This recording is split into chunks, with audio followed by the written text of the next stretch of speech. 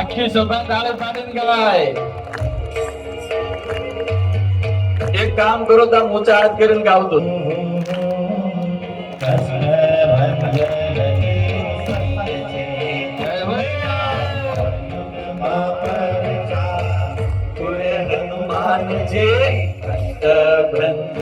દેવ સત્ય છે.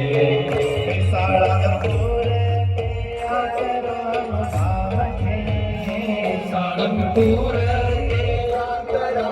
ધામ છે. દેવ સત્ય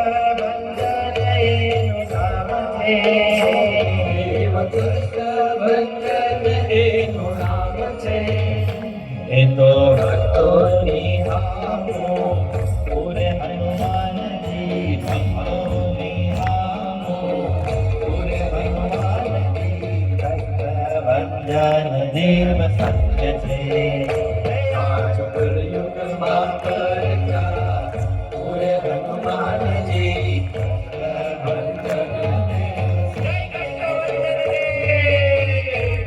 મારા બાપ, આ જગત ની અંદર કળિયુગ નો કોઈ હાજરા હજુર જો દેવ હોય, જાગતો ને જીવતો જો કોઈ દેવ હોય, એક માત્ર કષ્ટભંજન હનુમાનજી મહારાજ, જાગતો ને જીવતો. આટલો કરોડ હંકારો દે ભાઈ. એને સ્થાપનાનો ઇતિહાસ હું તમને સંભળાવું. 1800 વિક્રમ સંવત 1885 ગઢપુરનું મંદિર બનતું હતું. ગુરુદેવ ગોપાળાનંદ સ્વામી ધોળકા પધારેલા. લોકોને પૂછ્યું કે અમને રહેવા માટે કોઈ વ્યવસ્થા છે? સંસ્કારહીન માણસો હોય ને એ બધાની મશ્કરી કરતા હોય. જોજો તો સંસ્કારહીન યુવાન હોય તોય ભલે ને ગઢા હોય તોય ભલે, એ ખોટો જ રસ્તો બતાડે, સાચો બતાડે જ નહીં. એટલે ખંડેર હતું અને એમાં બ્રહ્મ રાક્ષસ થતો હતો. એ સંતોને બતાડ્યું.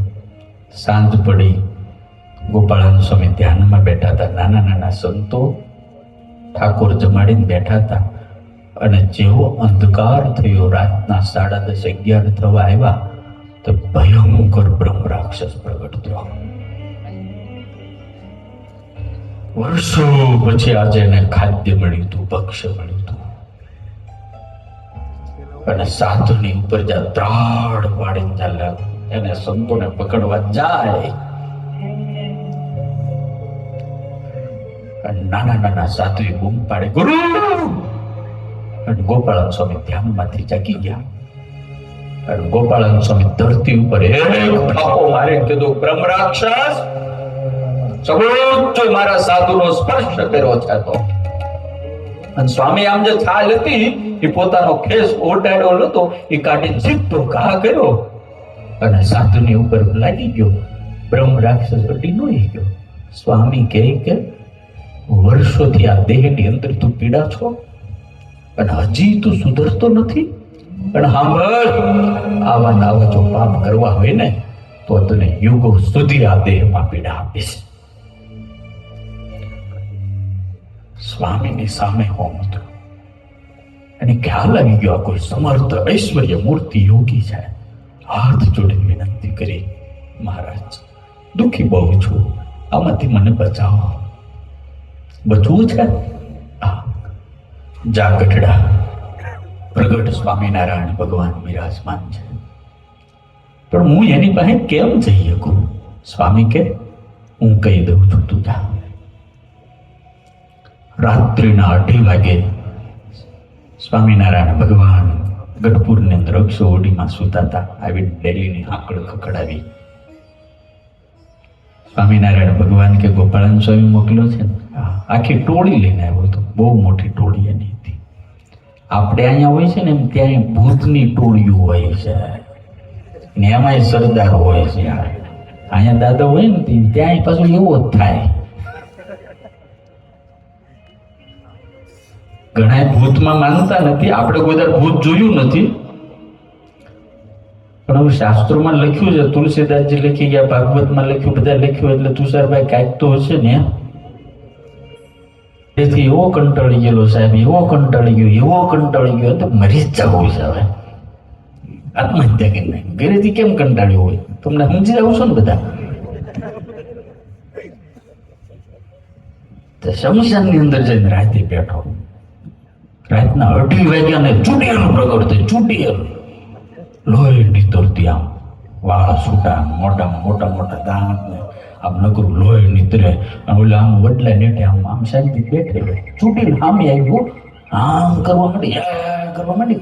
ઓલે આમનામ જ જોઈ લો, એને સામે 3-4 વખત પ્રયત્ન કર્યો. ચૂંટેલ બિચારી ટાઢી પડી ગઈ કે આને કઈ થાતું, આ મરી ગયો છે, જીવે છે. પૂછું તને બીક નથી લાગતી? હા, બીક નથી લાગતી? મને ભાળે માણા ફાટી જાય, મરી જાય, તને કઈ થતું નથી? કે કેમ? હું 20 વર્ષથી ભેગો રહું છું.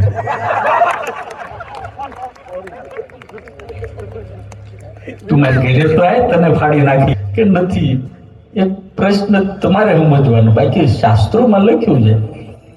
પછી તો એ બધાનો ઉદ્ધાર કર્યો. ગોપાળાનંદ સ્વામીને કીધું કે સ્વામી, આપણે બધાનો ઉદ્ધાર કરવો હોય, સ્વામિનારાયણ મારા ભગવાન કે આ સત્સંગનો એવો પ્રતાપ છે, અહીંયા તો મનુષ્યનું કલ્યાણ થાય, અને આ સત્સંગના પ્રતાપ તો પશુઓનું પણ કલ્યાણ થાય, પણ ભૂતનું કલ્યાણ કરવા માટે આપણે કંઈક કરવું છે. એટલે હારું મહારાજ 1886માં સ્વામિનારાયણ ભગવાનના લોક છોડી ધામમાં ગયા. આખું કચ્છ, કાઠિયાવાડ, સહજાનંદ સ્વામીએ ભાલ ને બધું, ગુજરાત ને બધું રંગી નાખેલું સત્સંગના સંસ્કારથી.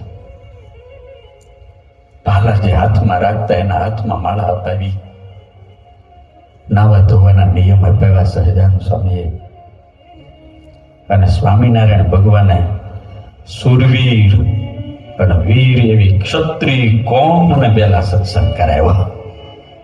હાથમાં તલવારો રાખતા હતા ને, એ તલવારોને જ્ઞાન કરાવી ભગવાનના ભગત બનાવી દીધા બધા. એના હિંસાના હૈયામાં મમતાના મસ્તકમાં પ્રગટો સહજાનંદ રંગ રે, પ્રગટો સહજાનંદ રંગ. વાલાને બદલે અમરા બાપુ સમય જતા જતા જીવા બાપુ ધામમાં જતા રહ્યા, અમરા બાપુ જતા રહ્યા. વાઘા ખાચર નાના હતા. એમ કહેવાય છે કે એક સમયે સાળંગપુરના ઘણા ગાડા ખેડૂતો ધોલેરા માલ નાખવા ગયેલા. બંદર હતું ત્યાં, ધોલેરા પેલા બંદર હતું, હવે ફરીને પાછું બને છે. સ્વામિનારાયણ હરિભગત ધોલેરામાં એક સ્વામિનારાયણ ભગવાનનું મંદિર, એટલે બધા માલ નાખીને સાંજે એમ થયું હાલો મંદિરે જાય, સંતો મળશે, ખીચડી ખાવું, સાંજે હુઈ જવું અને સંતોના દર્શન કરીને હવે જતા રહેવું. અને એ વખતે બરોબર ધોલેરામાં ગુરુદેવ ગોપાળાનંદ સ્વામી બિરાજમાન હતા. કેટલાય સાધુ હતા, 200-300. સ્વામીએ પૂછ્યું કયું ગામ? તો કે બાપા સાળંગપુરથી આવ્યા. હું આવ્યા? બધી વાત કરી. સાળંગપુર પાછા જવાના? તો કે હા બાપા જવાના. ક્યારે? કે સવારમાં વહેલા. તો અમારે સાધુને લઈ જાઓ, કારણ કે પહેલા કઈ ગાડીઓ હતી ને, ગાડે બેહારીને લઈ જાઓ. હા સ્વામી લઈ જાઓ, અમારા ગાડા ખાલી જ, અમને શું વાંધો. સારું, તો વહેલા સંતો આવી જાય 4 વાગે. સારું, આ બધા ધર્મશાળામાં હોવા જતા ને, ત્યાં વોચમેન હતો. વોચમેન ઘણા છે ને નકરી નિંદા જ કરતા હોય, એ વોચમેન ઉભો હતો ને, એટલે હરિભક્તો હરખમાં બહુ હતા કે સંતો આપણે હારે આવશે. એટલે વોચમેને પૂછ્યું કે કેમ છે? કે વહેલા જગાડજે, અમારે સંતોને લઈને જવાનું. કયા સંતોને? કે આ સાધુને. અરે નહીં લઈ જતા, મરકીનો રોગ થયો, પ્લેગ છે બધા. હવે આ તો બધા બી ગયા. અને કંઈક થાય તમને અમારી થોડી પડી હોય, તમને પહેલા તમારા ઘરવાળીની જ પડી હોય ને. વાતું કરો સ્વામી બહુ સારું કર્યું તમે પધાર્યા, પણ જો કાંઈ થાય તો હો ઘરવાળીઓ લઈને ભાગે. સાધુ જબ હા, એને ક્યાં કોઈ છે? એ મરી જાય એને કોઈ રાંધવાનું નથી, સારું ગુજરી જાય તો. અને એ વાત સાચી છે ને તમારી વાત. અમે ગુજરી જાય તો કોને ઉપાધી લો? કોઈને ઉપાધી નહીં, કારણ અમારે કોઈ હકું જ નથી. એ માથાકૂટ જ નહીં લો. અમારે ભૂતક કઈ ન લાગે શેઠ. અમારે એક દાડાનું ભૂતક લાગે ને અમારે પૂરું ધામમાં જાય તો સાંજે ભૂતક પૂરું. અને તમારે તો 15 દાડા સુધી કૂટ્યા કરો. હોય બાપા ગુજરી ગયો.